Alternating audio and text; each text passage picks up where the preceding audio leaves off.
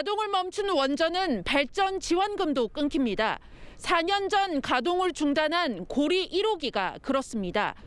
여당이 발의한 고준위 방패물 특별법은 핵 폐기물 저장 시설을 원전 부지 안에 짓게 해주면 지역 주민들에게 지원금을 준다는 내용이 포함돼 있습니다.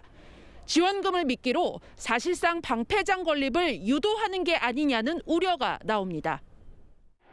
가동을 멈춘 고리 1호기의 사용 후 핵연료봉 485다발은 수조 안에 보관 중입니다. 열을 식히는 과정일 뿐 저장의 개념도 아니고 안전이 담보된 것도 아닙니다. 보관료 한 푼 내지 않는 이 수조 내 핵 폐기물에서 방사능이 유출된 사실이 지난 9월 월성원전에서 확인됐습니다. 임시로 저장하고 있는 이 사용 해결료 고준위 핵 폐기물 문제를 법의 테두리 영역으로 가져오지 않으면 이번 월성원전의 사용 해결료 습식 저장고 주변이 다 오염됐잖아요. 그런 건들을 관리하기 굉장히 어려울 거라고 보여져요. 정부 여당이 추진하는 고준위 방패물 특별법. 무기한 쌓아둔 핵 폐기물을 관리하고 지원하기 위한 근거를 마련했다고 합니다. 핵 폐기물 저장시설 주변 지역에 대한 지원 방안 마련이 적시돼 있습니다. 하지만 단서가 있습니다. 수조에서 꺼내 원전 부지 안에 시설을 지어 저장할 경우에 하나입니다. 그러니까 원전 부지 내에 방패장을 만들어야 핵 폐기물 보관료를 주겠다는 얘기입니다.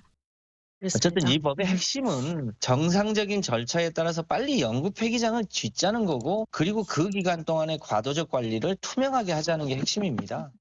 영구 처분 시설을 지을 때까지 임시로 핵 폐기물을 보관해주면 지원금을 주겠다는 것. 그렇다면 영구 처분 시설을 짓겠다는 계획은 과연 현실성 있는 얘길까? 경주에는 국내 유일의 방패장이 있습니다. 원전 작업복 같은 낮은 수준의 방사성 폐기물이 전국에서 실려와 경주 땅에 묻힙니다. 지난 2003년 발생한 이른바 부안 사태를 거쳐 이 중저준위 방패장을 짓는데 무려 20년이 걸렸습니다.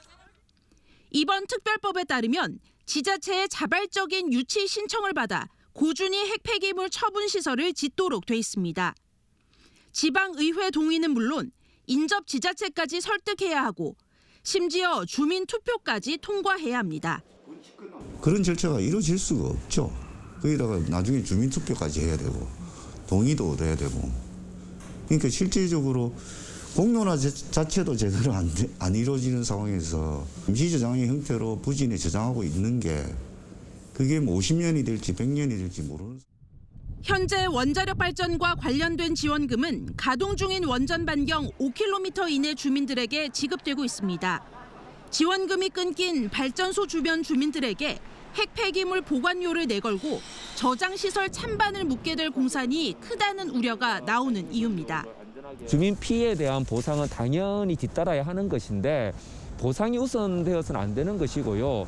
이 핵 폐기물의 처분 문제는 지역만의 문제가 아니라 대한민국 국민의 전체 이해가 걸려 있는 문제이기 때문에 특별법에 따르면 원전 부지 내 저장시설 건립의 의견 수렴 과정은 주민공청회가 유일합니다. 이것만 거치면 부산을 포함한 원전 지역은 최소 37년간 핵 폐기물을 떠안아야 합니다. MBC 뉴스 윤파란입니다.